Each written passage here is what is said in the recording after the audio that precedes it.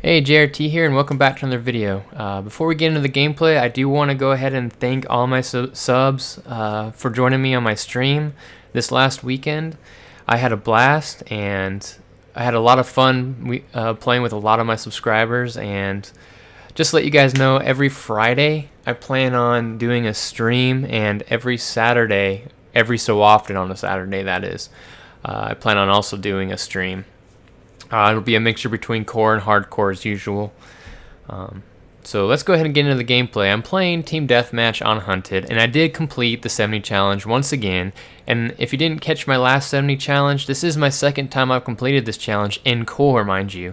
And I did explain everything in my last video, but I'll go ahead and repeat one thing. I completed this challenge within a total of 10 hours spread out between a few days. And I have to say, core is definitely much easier than it is in hardcore. I explained all that in my last video, so if you haven't seen it, check it out. That is my first core TDM challenge, and I believe it was a lot easier than the hardcore Team Deathmatch 70 kill challenge. So without further ado, let's go ahead and get into the video. I am playing on the map Hunted on core Team Deathmatch. This is my second 70 TDM challenge completion. And I start out with the HVK, but then I end up getting shot by a shotty, and at relatively larger range than I thought it would actually end up hitting me. Now I was weak, but I said no, that's not going to happen. So I went into try hard mode.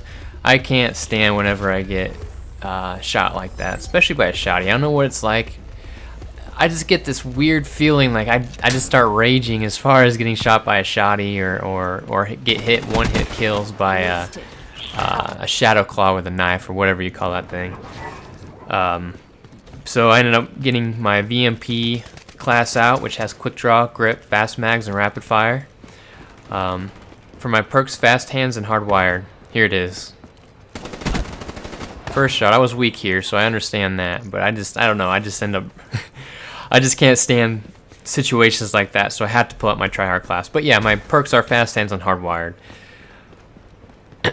As far as my score streaks go, I'm using Talon, Wraith, and Raps, and I highly recommend those because of the fact that on large maps like this, the Wraith and Raps can cover you at large areas of the map where Cerberus is too slow to get to one side of the map to the other. So, highly recommend using those score streaks for larger maps. And a Talon really just helps you out if there's more than one enemy, that it can help you out with them as well. So that's why I like using the Talon in core. Don't use it a lot in hardcore, but core definitely. You die too quickly in hardcore to be able to use the Talon unless you're controlling it. So I wanted to also let you guys know that you may be hearing some people in the background while during my commentary. It's because every time I shoot them, I am recording their voices in the background. So every time I kill someone, you may hear them say something.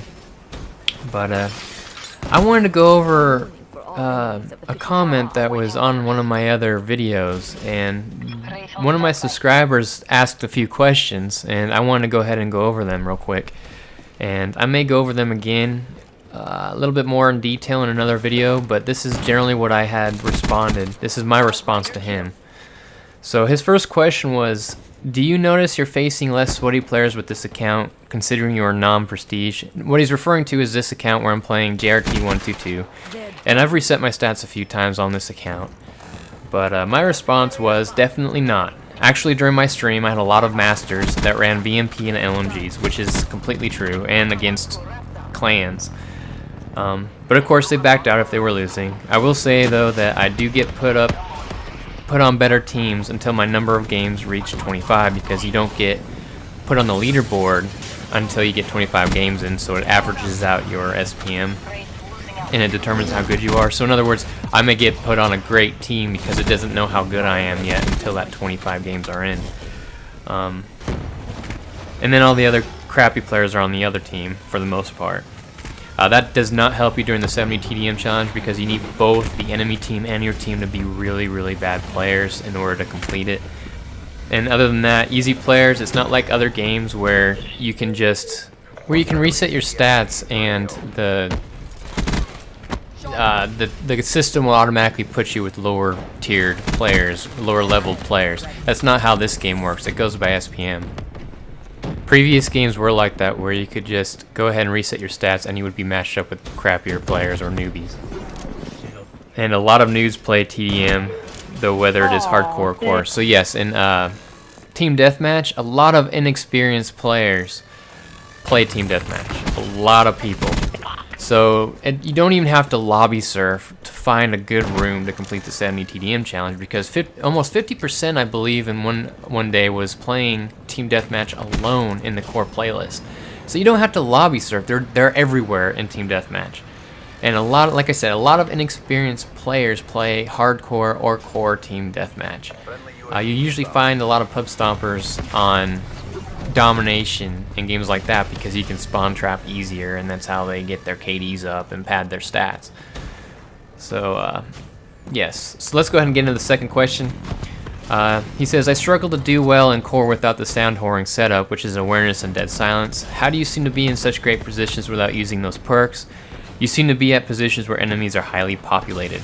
Now this was my response to him. I said, map awareness is key. Knowing when your teammates are in the minimap, and knowing where the enemy spawns are. Also, you don't need awareness in core. You can hear them thrust most times, even if it is silent. So just make sure you have a great headset.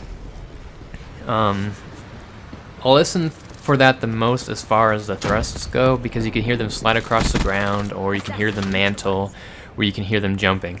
So pay close attention to those sounds, and if you have a great headset, you can always pinpoint it without awareness. So here's a few concepts I want you guys to go ahead and grasp as far as this third question goes. The spawns flip very randomly, and there aren't flags to guesstimate where they are spawning, so how do you do it? My response to him was, if you have 2 friendlies in their spawn, it may not flip. 3 players is a definite if you are in mid-map. They will spawn behind you typically.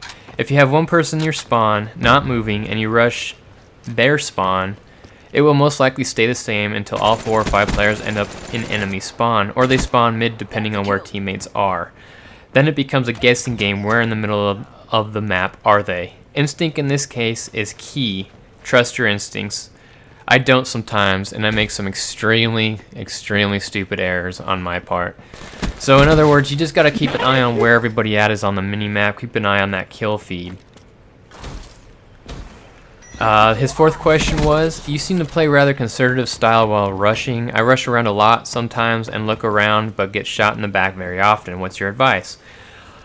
I told him, I really don't know how to explain that one too much. I have been told by other players that when they watch me play, I usually run close to walls. I do not know when I come up on an opening. I do that to keep from being seen up until I get the drop. People tend to run wide open to a doorway rather than running next to a wall. Also, beating the other players to the enemy spawn helps a lot. That way you control the game. Don't go rushing in blind though. Once you get close to a spawn, take a few out first and then go in for the rest. Then most likely it will flip and do it again. If someone beats you to it, help him or wait for him to die. If the majority of the team goes in the spawn, watch how it plays out on the minimap. Did most of them die? Look at the kill feed and determine that so you can turn around and go the other way. The spawn is about to flip. The whole team does. Just turn around, go the other way. So in other words, keep an eye on the minimap, make sure where your teammates are, and if you rush the spawn first, you control the game at that point, but you have to be very smart about it. If you know they're close, you have to know where the majority of players typically go. That's key. Knowing where players like to go as far as rushing points or camping points. So once you get that down, you'll understand to take out a few first and then rush the spawn. His fifth question is, good game, guys. What sensitivity am I playing on for core and hardcore? I play the same for both. I play a sensitivity of 14 on core and hardcore. Core took me a little bit longer since it's a little bit more sustained aiming, but I adjust pretty easily to most game sensitivity, so it really didn't hurt me very much at all.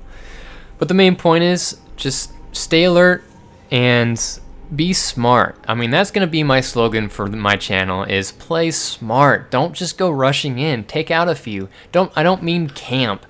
I mean, if you rush and you know someone's coming, yeah, you can sit around a corner, get the drop on them, rush to the next point, because you never want to stay at one spot too long, because I'll take you out every time, and that's the way it works. Someone will always take you out. Another question that I get a lot, how do I level up so fast? Well, if you take a look at my 70 TDM challenge XP in the last video I put up, you can easily tell if you get a lot of kills and you get a lot of score streaks, your XP will skyrocket. This game, I get a message. This game, I actually get like what, 50,000, 60,000 XP? Yeah, 56,560 XP in one team deathmatch game. And domination, you can get close to 70,000, 90,000 on double XP weekend. Well, anyway, that's it for the video. If you have any comments or suggestions, you can leave them down below. And as always, I'll see you next time.